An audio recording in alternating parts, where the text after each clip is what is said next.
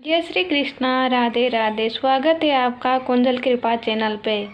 आज मैं आपको कहने जा रही हूँ होलिका की अनसुनी कहानी।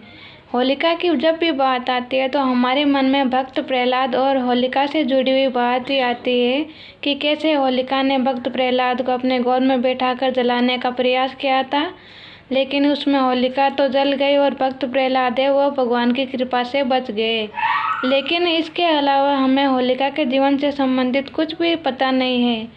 तो आज मैं आपको बताने जा रही हूँ कि होलिका के जीवन में होलिका ने भक्त प्रहलाद को जलाने के लिए क्यों अपने भाई से मजबूर होना पड़ा और क्या है उसकी असली कहानी।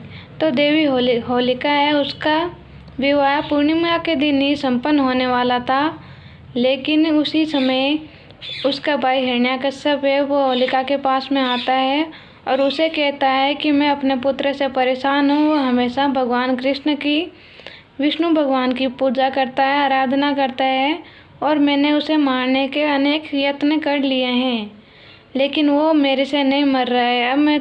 अब मुझे ये भी पता है कि तुम अग्नि से नहीं जल सकती, तुम्हें अग्नि से कोई भय नहीं है। तो मैं चाहता हूँ कि तुम भक्त उसे, मेरे बेटे प्रहलाद को अपनी गोद में बैठाओ और उसे जला दो। तो होलिका उसे भक्त प्रहलाद को जलाने के लिए मना करती है, लेकिन तब उसका भाई हिरण्याकश्यप है वो उसे धमकी देता है कि अगर तुमने प्रहलाद को नहीं जलाया और मेरा कहा हुआ नहीं माना तो मैं तुम्हारे पति को मार दूंगा। तो होलिका है वो अपने पति को बचाने के लिए भक्त प्रहलाद को मारने के लिए और उसे जलाने के लिए सहमत हो जाती है और वह अपने विवाह के दिन ही, जिस दिन उसका विवाह होना था, वह अपने विवाह को छोड़कर मजबूरी के कारण वो भक्त प्रहलाद के पास जाते हैं और उसे अपने गोद में बैठाती है और उसे जलाने का प्रयास करती है, जिसके कारण होलिका तो जल के भस्म हो जाती है, लेकिन प्रहलाद है वो बच जाता है। और जब ये बात उसके होने वाले पति को पता चलती है, जो कि बारात लेके होलिका से विवाह करने के लिए आया था, उसे पता चलते ही वो होलिका के साथ ही जलने के लिए भागता है, लेकिन तब तक देर हो चुकी होती है। होलिका जलकर भस्म हो जाती है, पीछे केवल राख और लकड़ी ही बची रहती है। तो वे उस जो होलिका से विवाह के लिए आया था वह पागलों की तरह इधर उधर भटकने लगा और रोने लगा। और ये थी होलिका की दर्द भरी प्रेम कहानी, जो कि शायद ही किसी ने सुनी होगी।